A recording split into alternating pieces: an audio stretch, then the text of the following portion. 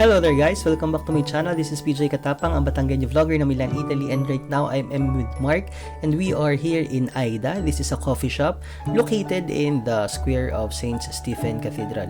Tama ba? Basta malapit din sa St. Stephen.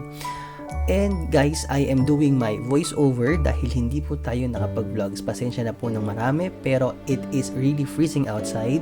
At kung maitatanong nyo, it is -6. Kaya hindi po talaga tayo makapag-vlog ng bongga rather. Pero sarap na naman po ako sa kinakain kong cheesecake dito.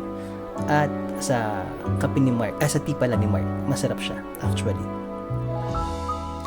And now, let us move on the Sisi Museum. So this is the Museum of Princess Sisi.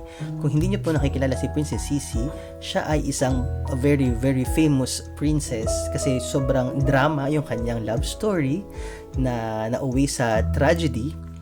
And pero sobra siyang siya yung pinaka fashion icon of her time. Siya yung pinaka actress, movie star of her time. Ayan. Kaya talagang sikat na sikat si Sisi. At ang kanyang mga meravilyas and everything all about the Imperial Court ay matatagpuan sa loob ng museum nito na hindi naman kami pumasok dahil gabi na at wala kaming time actually. So yun lang, naglakad-lakad lang kami ng Mark dito hanggang sa makarating kami sa lugar na ito. At ito ang tumambad sa akin. Guys, alam nyo, hindi sana ako mag-vlog habang naglalakad kami dito. Kasi hindi ko kineri. Kailangan kong sabihin to. Anong kita niya doon sa itsura nun? Ano yan?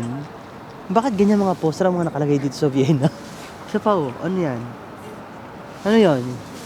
Pero may nakasulat nga doon, Bester Launcher Leon Award. May award yan. Siguro mga kakaiba. Award-winning ito? Hindi ko kinaya yung ano. Siguro may mga kakaibang pero dyan. ano siya, akala ko nung una fem. Akala ko Pepe. Yung pala kilikili ng babae na may buhok. Can you imagine?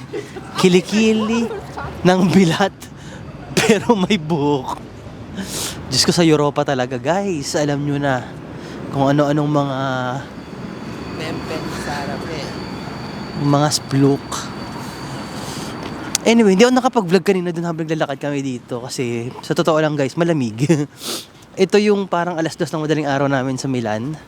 Malamig siya. Kaya hindi ko malabas yung kamay ko kasi meron akong gloves. So pag nag-vlog medyo mahirap, 'di ba? Kaya hindi ako makapag Malamig sa mukha din, dai. So right now, we're going to Ulrich. Restaurant. Doon kami magdi-dinner. Doon namin tatagpuin yung cousin kong si Chinkay, si Miss Yabut. And sana nandun na siya. What time is it? Ang usapan namin is 9.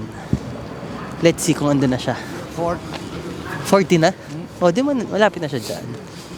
Okay. Or sabihin na lang natin yung pre-notation if pwede naman, di ba? So, andun na kami. We're going.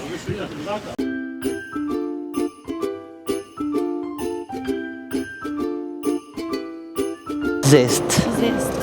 Film ko na tayo. Can you film me, Zest? Hindi na po tayo ngayong araw na ito. Tayo po ay lumipad ang aming team